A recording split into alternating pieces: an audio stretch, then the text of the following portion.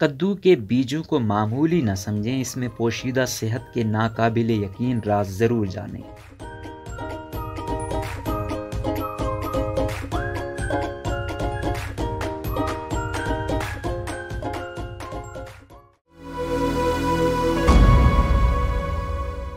कद्दू की सब्जी आपने देखी और खाई भी ज़रूर होगी। आज हम आपको कद्दू के बीजों की अफादियत से आगाह करेंगे कि हमारे लिए किस कदर फ़ायदेमंद हैं। डिप्रेशन में कमी।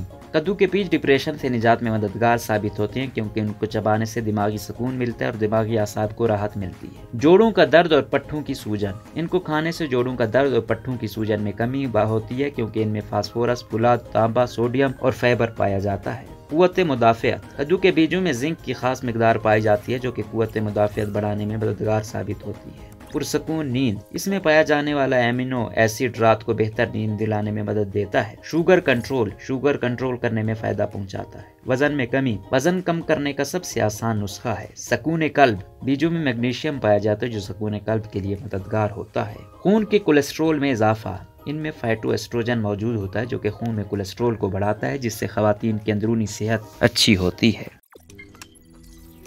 रोजनामा कुदरत की वीडियो देखने के लिए अभी YouTube चैनल पर सब्सक्राइब करें और बेल आइकन पर भी क्लिक करें।